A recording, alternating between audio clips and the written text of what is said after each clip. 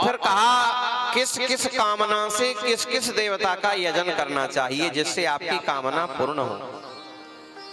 जिसको ब्रह्म तेज की इच्छा है उसे बृहस्पति की आराधना करनी चाहिए। जिसे इंद्रियों में शक्ति चाहिए उसे देवराज इंद्र की आराधना करनी चाहिए। जिसे संतान की इच्छा है उसे प्रजापतियों की आराधना करनी चाहिए। जिसे लक्ष्मी की इच्छा है उसे माया देवी की उपासना करनी चाहिए। जिसे तेज की इच्छा है उसे अग्नि की आराधना करना चाहिए। अग्नि की जो आराधना करता है उसका तेज बड़ा प्रखर होता है।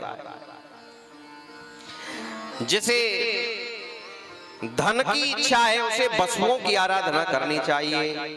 जिसे वीरता की इच्छा है उसे रुद्र की आराधना करनी चाहिए। जिसे राज्य की इच्छा है उसे विश्व देवों की आराधना करनी चाहिए। जिसे आयु की कामना है उसे अश्विनी कुमारों की आराधना करनी चाहिए।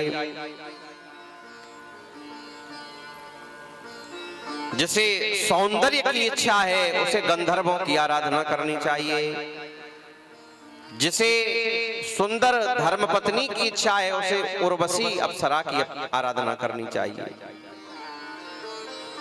और इसे विद्या की इच्छा है उसे भगवान शंकर की आराधना करनी चाहिए।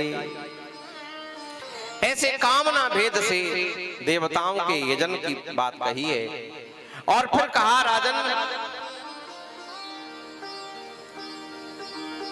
अकामः सर्व कामो वा मोक्ष काम उदारधि तीव्रेण भक्ति योगेन यजेत पुरुषम परम। जिसे चाहिए कि मेरी सारी कामनाएं पूर्ण हो जाएं, अथवा जिसे मोक्ष की कामना हो, अथवा तो जो निष्काम हो गया है उस बुद्धिमान मनुष्य को चाहिए कि वो तीव्र भक्ति के द्वारा भगवान नारायण की उपासना करे, भगवान राम कृष्ण की उपासना करे, जिससे उसकी सारी कामनाएं शांत हो जाती।